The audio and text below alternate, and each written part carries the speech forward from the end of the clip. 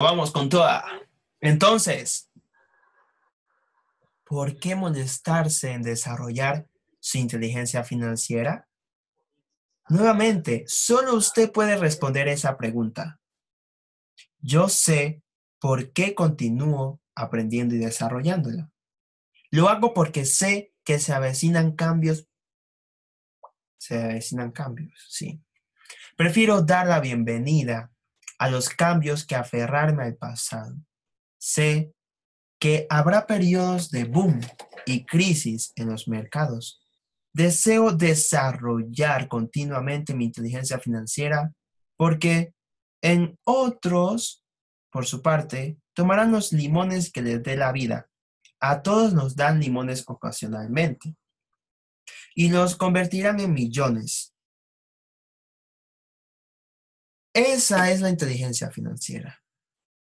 A menudo me preguntan acerca de los limones que he convertido en millones. Como nota personal, dudo en utilizar más ejemplos de mis inversiones personales. Dudo porque tengo el temor de que se considere que estoy jactándome de ellas. Esa no es mi intención. Utilizo esos ejemplos solo como ilustraciones numéricas y cronológicas de casos verdaderos y sencillos. Utilizo esos ejemplos porque deseo que usted sepa que es fácil. Mientras más familiarizado esté usted con los 4 pilares de la inteligencia financiera, será más fácil. Personalmente, utilizo 2 medios principales para lograr el crecimiento financiero: bienes raíces y acciones de compañías pequeñas. Utilizo los bienes raíces como mi base. Día y noche mis propiedades proporcionan flujo de efectivo y su valor crece en rachas ocasionales. Las acciones de las pequeñas compañías son utilizadas para crecimiento rápido. No recomiendo nada de lo que hago. Los ejemplos son solo eso, ejemplos.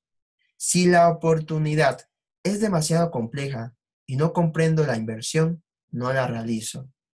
Todo lo que se necesita para que las cosas marchen bien desde el punto de vista financiero son matemáticas sencillas y sentido común. Existen 5 razones para utilizar los ejemplos. Primero, para inspirar a que la gente aprenda más. 2, para permitir que la gente sepa que es fácil si la base es sólida. 3, para demostrar que cualquiera puede lograr una gran riqueza. 4, para demostrar que hay 1 millón de formas de lograr sus metas. 5, para demostrar que no se trata de ciencia espacial. En 1989, yo solía salir a correr en un vecindario encantador en Portland, Oregón. Era un suburbio que tenía casas que parecían hechas de paja de jengibre. Eran pequeñas y lindas. Casi podía esperar que Caperucita Roja apareciera brincando por la acera camino de la casa de su abuelita. Había anuncios de "se vende" por todas partes. El mercado de la madera era terrible. El mercado de valores había tenido una crisis recientemente y la economía estaba deprimida. En una calle vi un anuncio de "se vende", que había estado allí más tiempo. Se veía viejo. Al pasar corriendo un día, me encontré con el dueño, que parecía perturbado. ¿Cuándo está usted pidiendo por su casa?, le pregunté. El propietario se dio la vuelta y mostró una sonrisa lastimera. Hágame una oferta, me dijo. El propietario se dio la vuelta. Bueno, la he tenido en venta por cerca de 1 año y ya nadie viene a verla. Yo la miraré, le dije, y compré la casa media hora después por $20,000, menos que el precio que pedía. Era un lindo hogar de 2 recámaras, con bellos remates en las ventanas. Era de color azul claro, con detalles en gris y había sido construida en 1930. Al interior había una hermosa chimenea de roca, así como 2 pequeñas recámaras. Era una casa perfecta para rentar. Le di al dueño un pago inicial de $5,000 por una casa de $45,000 que en realidad valía $65,000. Solo que nadie quería comprarla. El propietario se mudó en una semana, feliz de quedar libre, y mi primer inquilino se mudó a la casa. Se trataba de en una semana, feliz de quedar libre. Y mi primer inquilino se mudó a la casa. Se trataba de un profesor universitario local, después de que hipoteca, los gastos y los honorarios por administración fueron pagados. Yo me embolsaba menos de $40 al final de cada mes. Nada emocionante. Un año después, el mercado inmobiliario de Oregón, que había estado deprimido, comenzó a activarse. Los inversionistas de California dotados con dinero proveniente de su propio mercado inmobiliario, que aún estaba en boom, se mudaban hacia el norte y estaban comprando en Oregón y el estado de Washington. Vendí la pequeña casa por $95,000 a una pareja joven de California que consideró que era una ganga.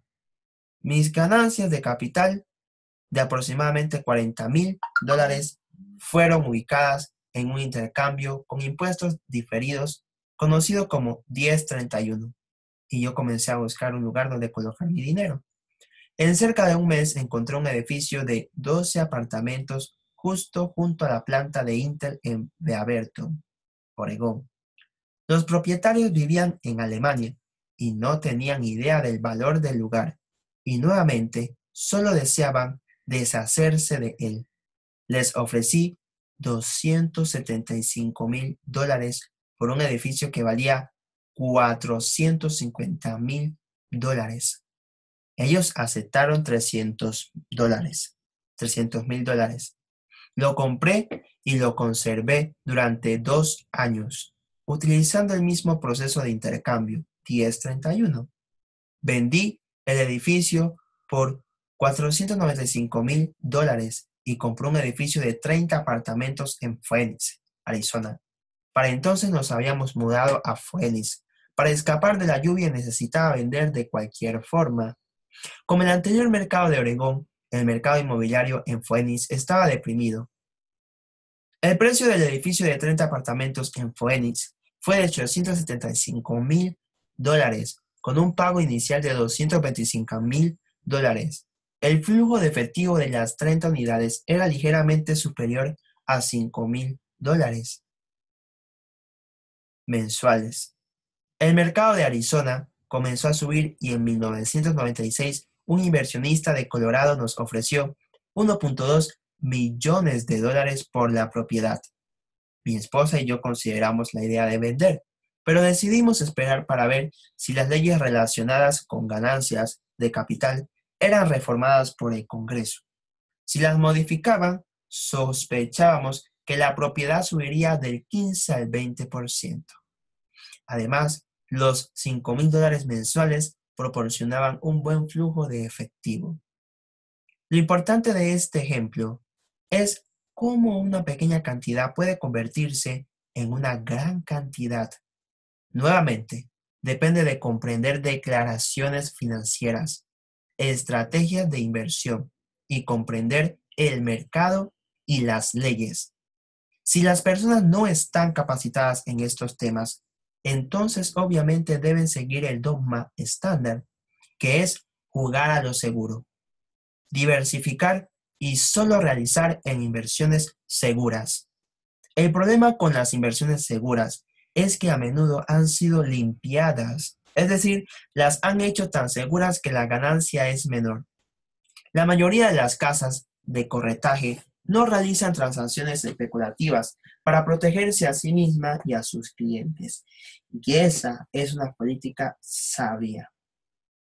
Los negocios que son verdaderamente atractivos no son ofrecidos a los novatos. A menudo, los mejores negocios que hacen que los ricos se hagan todavía más ricos están reservados para quienes comprenden el juego.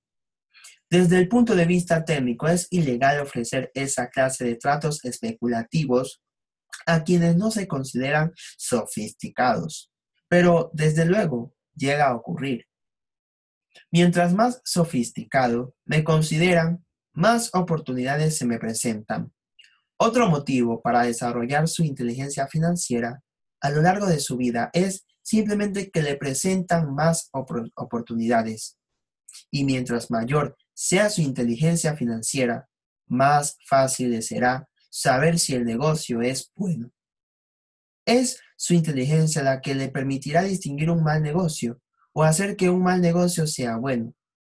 Mientras más aprendo, y hay mucho que aprender, más dinero puedo hacer simplemente porque obtengo experiencia y sabiduría conforme pasan los años. Tengo amigos que están jugando a lo seguro, trabajando duro en su profesión y que no logran obtener sabiduría financiera, que tardas tiempo en desarrollarse. Mi filosofía en general es plantar las semillas en mi columna de activos. Esa es mi fórmula. Comienzo en pequeño y planto las semillas. Algunas crecen, otras no. Al interior de nuestra corporación de bienes raíces, tenemos propiedades que valen varios millones de dólares. Es nuestro propio fideicomiso de inversión en bienes raíces. Lo importante es que la mayoría de esos millones comenzaron como inversiones pequeñas, de $5,000 o $10,000. Todos esos pagos iniciales tuvieron la fortuna de ser realizados en un mercado que subía rápidamente, de crecer libres de impuestos y de servir de base para comprar y vender varias veces a lo largo de cierto número de años. También poseemos nuestro portafolio de inversiones en acciones al seno de una corporación que mi esposa y yo llamamos nuestro fondo mutualista personal. Tenemos amigos que hacen negocios específicamente con inversionistas como nosotros, que tienen dinero extra cada mes para invertir. Adquirimos compañías privadas especulativas de alto riesgo que están a punto de cotizar en el mercado de valores de Estados Unidos y Canadá. Un ejemplo de cómo pueden lograrse ganancias rápidas con 100,000 acciones, o son las 100,000 acciones adquiridas por 25 centavos cada una, antes de que la compañía comience a cotizar en la bolsa. 6 meses después, la compañía cotiza en la bolsa y esas acciones valen $2 cada una. Si la compañía es bien manejada, el precio sigue subiendo y las acciones pueden valer $20 o más cada una. Hemos tenido años en que nuestros $25,000 se han convertido en 1,000,000 en menos de un año. Lo anterior no es apostar si usted sabe lo que está haciendo.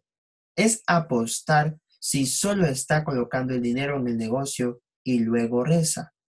La idea es utilizar su conocimiento técnico, sabiduría y amor por el juego para mejorar las probabilidades y reducir el riesgo. Desde luego, siempre hay riesgo. Es la inteligencia financiera lo que mejora las posibilidades. Por otra parte, lo que es riesgoso para una persona es menos riesgoso para otra. Esa es la razón principal por la que constantemente aliento a la gente para que invierta más en su educación financiera que en la bolsa. Los bienes raíces u otros mercados, mientras más inteligente sea usted, mejor oportunidad tendrá de mejorar las posibilidades. Las acciones bursátiles en que invierto personalmente son de un riesgo extremadamente alto para la mayoría de las personas y no las recomiendo en absoluto.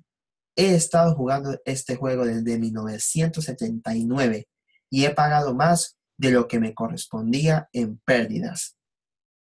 Pero si usted vuelve a leer por qué las inversiones de este tipo son altamente riesgosas para la mayoría de las personas, estará en posibilidades de establecer su vida de manera diferente. De manera que la capacidad de tomar $25,000 y convertirlos en $1,000,000 en un año será de bajo riesgo para usted. Como señalé anteriormente, nada de lo que he escrito es una recomendación.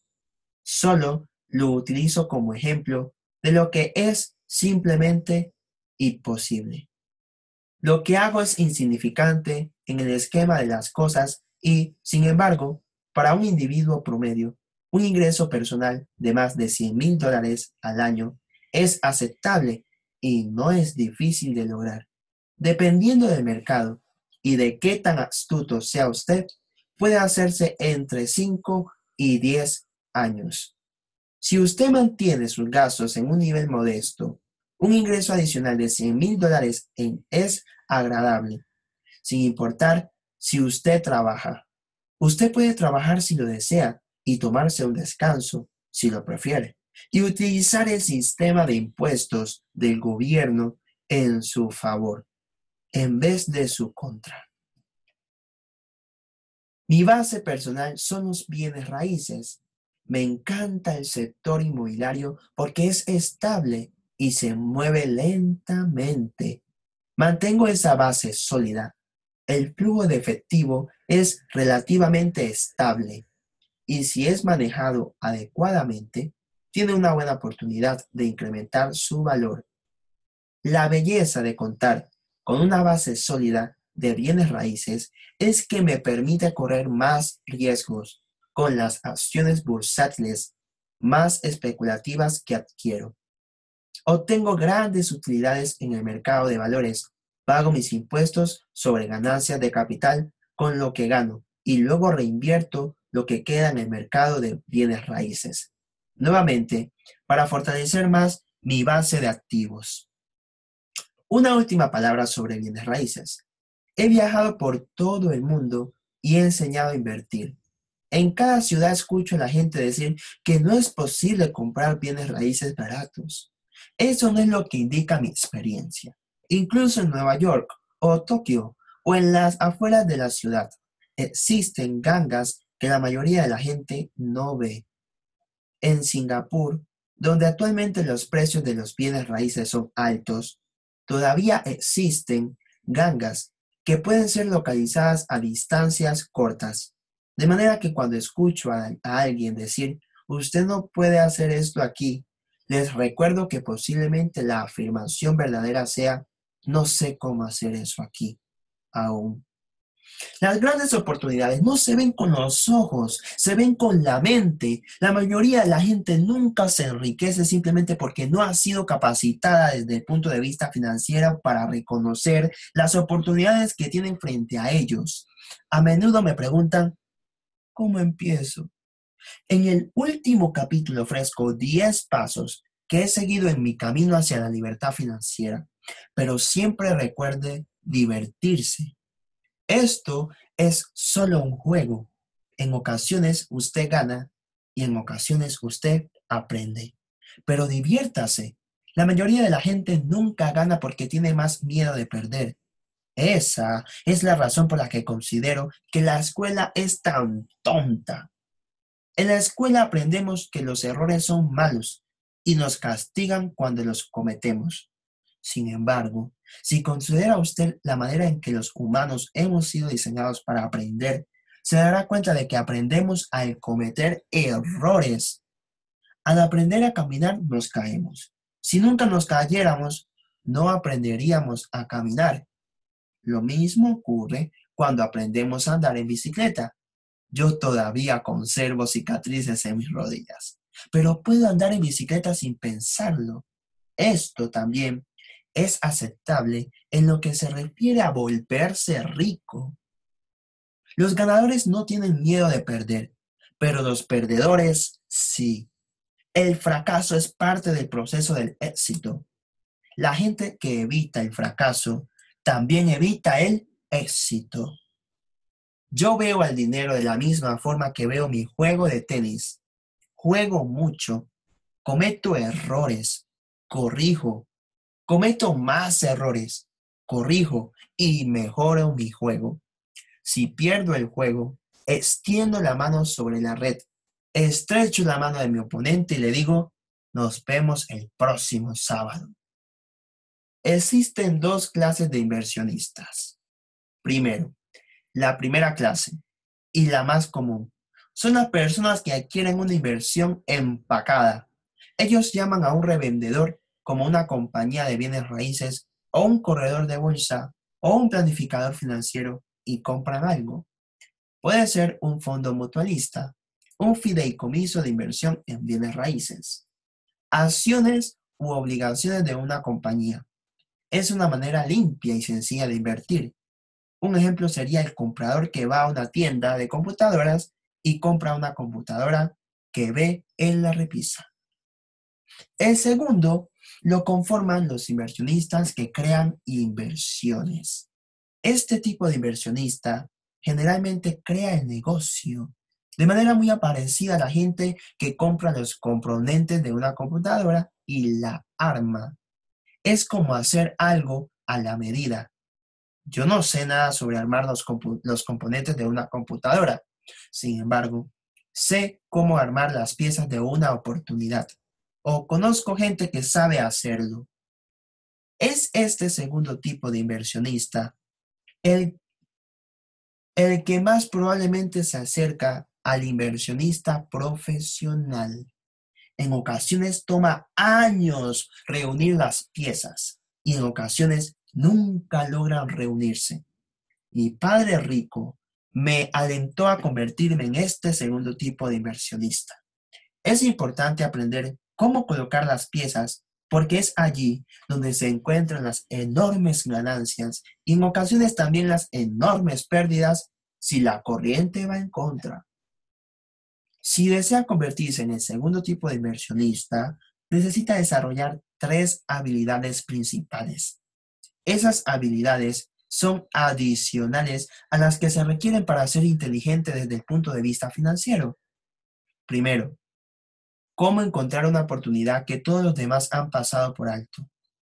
Usted ve con su mente lo que otros no ven con sus ojos. Por ejemplo, un amigo compró una casa vieja y ruinosa. Era una lástima verla. Todos se preguntaban por qué la había comprado. Lo que él vio y nadie más percibió es que la casa estaba acompañada de 4 lotes vacíos.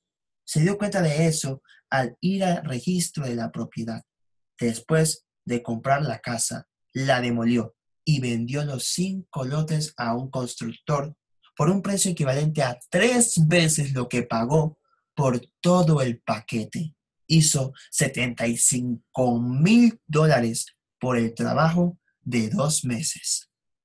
No es mucho dinero, pero seguramente es más que el salario mínimo y no es difícil desde el punto de vista técnico. ¿Cómo tener dinero? La persona promedio solo acude al banco. Este segundo tipo de inversionista necesita saber cómo hacerse del capital. Y existen muchas formas de lograrlo sin la participación de un banco.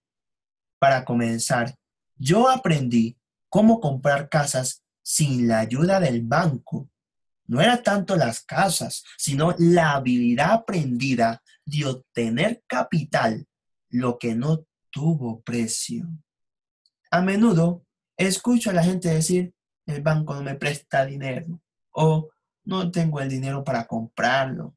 Si usted desea convertirse en un inversionista desde el segundo tipo, necesita aprender cómo hacer lo que detiene a la mayoría de la gente. En otras palabras, la mayoría de las personas permiten que la falta de dinero les impida hacer un negocio.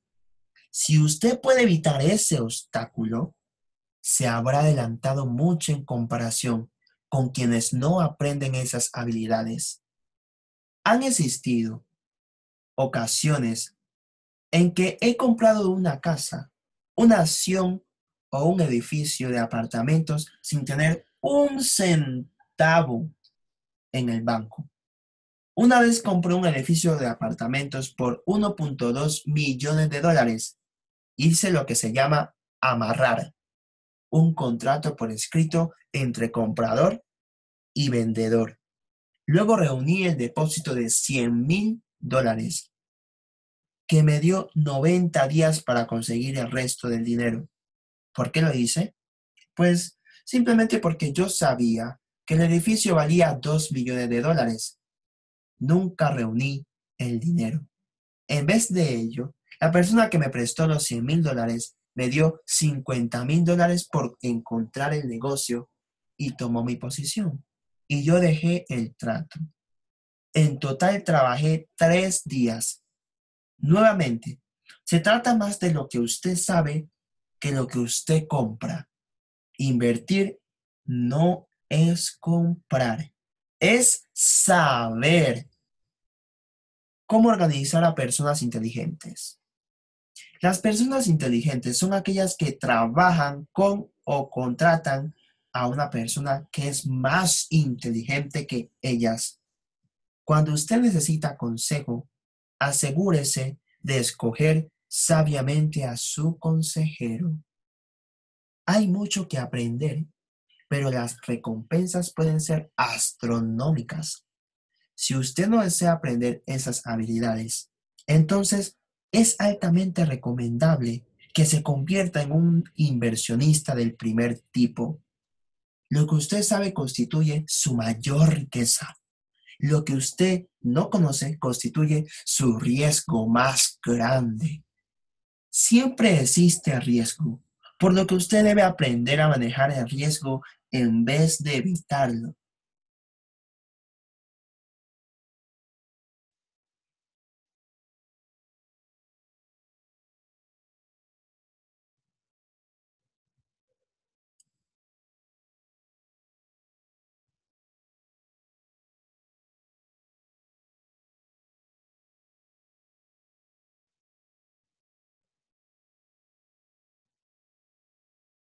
Lección 6.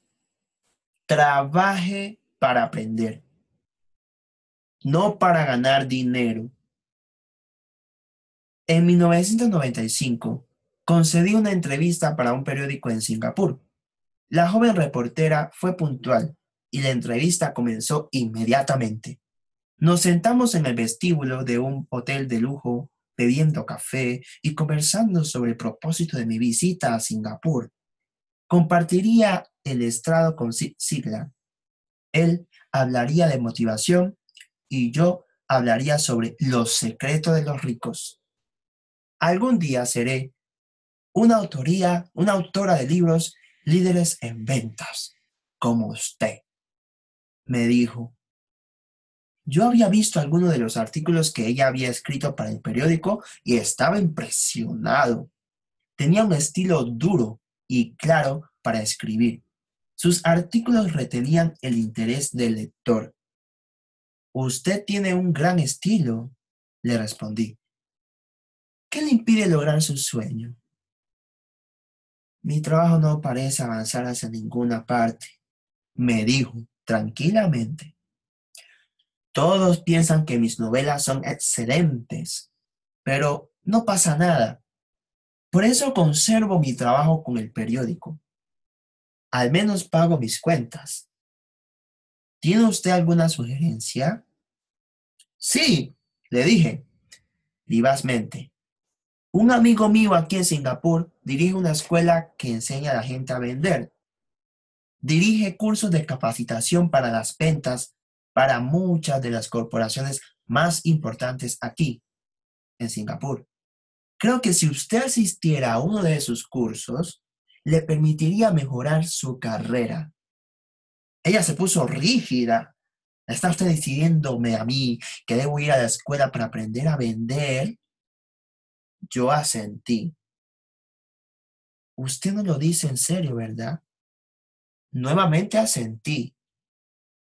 ¿Qué hay de malo en eso? Ahora, yo trataba de dar marcha atrás. Ella se había ofendido por algún motivo y yo deseaba no haber dicho nada. En mi deseo de ayudarle me encontré defendiendo mi sugerencia. Tengo una maestría en literatura inglesa. ¿Por qué debo ir a la escuela para aprender a ser vendedora? Soy una profesionista. Asistí a la escuela para recibir adiestramiento en una profesión, con el fin de no ser una vendedora. Odio a los vendedores. Todo lo que desean es dinero. Así que usted me dice que debo ir a estudiar ventas. Ella comenzó a guardar sus cosas en el maletín. La entrevista había terminado. En la mesa frente a nosotros había una copia de un libro que yo había escrito anteriormente y que se había vendido mucho. Lo levanté así como las notas que había realizado en su libreta. ¿Ve usted esto? Le dije señalando sus notas. Ella miró sus notas. ¿Qué? Preguntó confundida. Nuevamente señalé sus notas. En su libreta había anotado: Robert Kiyosaki, autor de los libros mejor vendidos. Dice autor de los libros mejor vendidos. No dice autor de los libros mejor escritos. Sus ojos se abrieron inmediatamente. Yo soy un escritor muy malo. Usted es una buena escritora. Yo fui a la escuela de ventas. Usted tiene una maestría. Junte todo eso y usted tiene un autor de libros mejor vendidos y una autora de libros mejor escritos. La ira apareció en sus ojos. Nunca me rebajaré al extremo de aprender a vender. Las personas como usted no deberían escribir. Yo soy una escritora capacitada profesionalmente y usted es un vendedor. No es justo. Guardó el resto de sus notas y se apresuró a salir por las grandes puertas de vidrio a la mañana húmeda de Singapur. Al menos me trató de manera justa y favorable en el artículo publicado al día siguiente. El mundo está lleno de personas inteligentes, talentosas, educadas y dotadas. Nos encontramos con ellas todos los días. Están en todas partes. Hace unos días mi coche no funcionaba bien. Lo llevé a un taller y un joven mecánico lo arregló en cuestión de minutos. Él se dio cuenta de lo que estaba mal simplemente al escuchar el motor. Yo estaba asombrado. La triste verdad es que no es suficiente tener un gran talento. Constantemente me asombra lo poco que gana la gente talentosa. El otro día escuché que menos del 5% de los estadounidenses ganan más de $100,000 al año. He conocido personas brillantes y muy educadas que ganan menos de $20,000 al año. Un consultor de negocios que se especializa en el sector de la medicina me decía cuántos doctores, dentistas y quiroprácticos tienen problemas financieros. Todo este tipo había pensado que, mejor dicho, todo este tiempo había pensado que tan pronto como se graduaban, los dólares comenzaban a caer desde el cielo.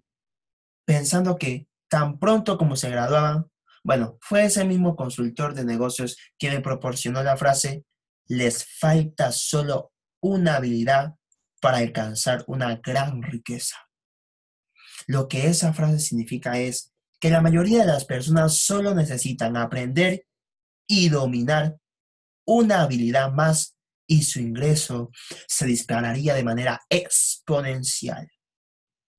He mencionado anteriormente que la inteligencia financiera es la sinergia entre la contabilidad, la inversión, la mercadotecnia y las leyes. Si usted combina esas 4 habilidades técnicas, se hace más sencillo ganar dinero con dinero. En lo que se refiere al dinero, la única habilidad que la mayoría de la gente conoce es cómo trabajar duro.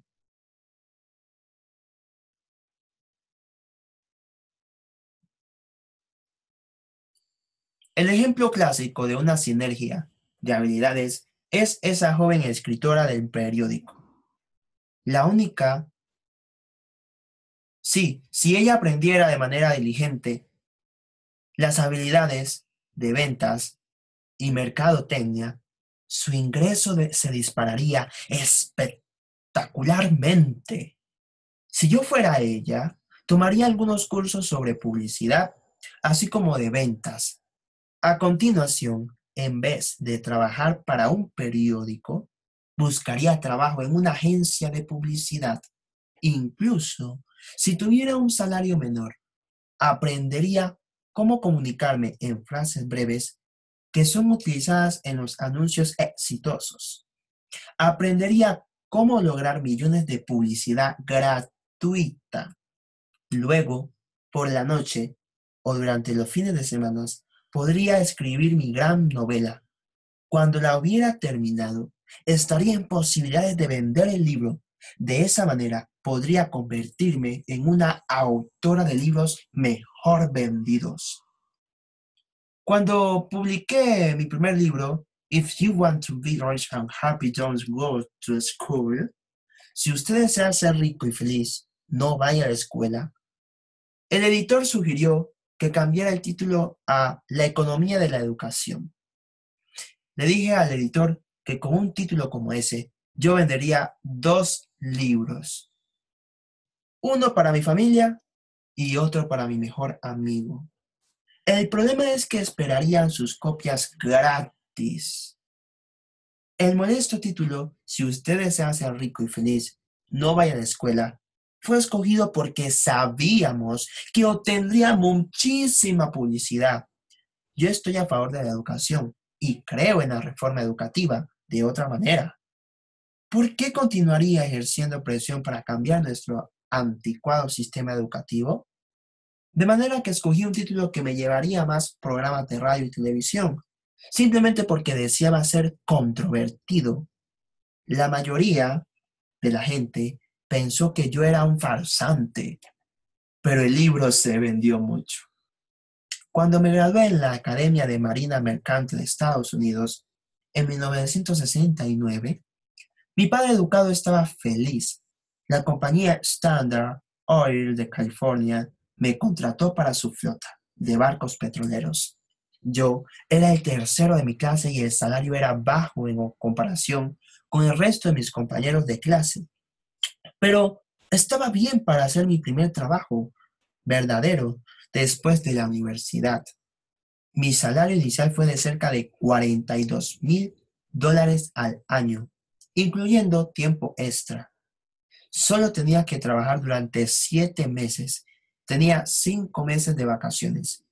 Si lo hubiera deseado, habría podido tomar la ruta a Vietnam con una compañía naviera subsidiaria y hubiera duplicado mi paga en vez de tener 5 meses de vacaciones. Yo tenía una gran carrera por delante y sin embargo renuncié luego de 6 meses con la compañía para unirme al cuerpo de marines y aprender a volar. Mi padre educado estaba desolado. Mi padre rico me felicitó. En la escuela y en el sitio de trabajo, la opinión popular es la idea de la especialización, es decir, con el fin de ganar más dinero o de lograr un ascenso. Usted necesita especializarse. Esa es la razón por la que los médicos comienzan inmediatamente a buscar una especialidad como la ortopedia o la pediatría. Lo mismo ocurre con los contadores, arquitectos, abogados, pilotos y otros. Mi padre educado creía en ese mismo dogma. Por eso estaba emocionado cuando eventualmente logró su doctorado. A menudo admitía que las escuelas recompensan a las personas que estudian más y más acerca de menos y menos. Mi padre rico me alentó a hacer exactamente lo opuesto. Tú deseas saber un poco acerca de mucho, fue su sugerencia. Por eso, durante años trabajé en diferentes áreas de sus compañías. Por algún tiempo trabajé en el departamento de contabilidad. Aunque probablemente nunca hubiera sido un contador, quería que yo aprendiera por osmosis. Mi padre rico sabía que yo aprendería la jerga y que aprendería a distinguir entre lo que es importante y lo que no lo es. También laboré como peón y trabajador de construcción, así como en ventas, reservaciones y mercadotecnia. Nos estaba preparando a Mike y a mí. Es por eso que insistía en que asistiéramos a las reuniones con los banqueros, abogados, contadores y corredores. Deseaba que aprendiéramos un poco sobre cada aspecto de su imperio. Cuando abandoné mi empleo bien pagado con Standard Oil, mi padre educado tuvo una reunión de corazón a corazón conmigo, sí, conmigo. Estaba asombrado. No podía comprender mi decisión de renunciar a una carrera que ofrecía un salario alto, grandes beneficios, mucho tiempo libre y la oportunidad de un ascenso. Cuando me preguntó una noche, ¿por qué renunciaste? Yo no podía explicárselo. Por más que tratara, mi lógica no encajaba con su lógica.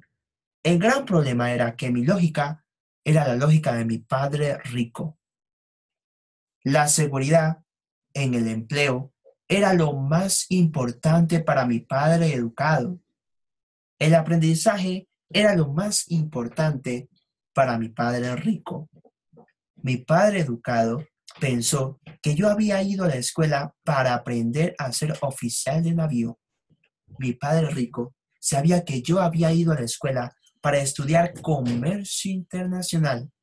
De esa forma, como estudiante, realicé viajes en cargueros y navegué en buques mercantiles, tanqueros y barcos de pasajeros al lejano oriente y al Pacífico Sur.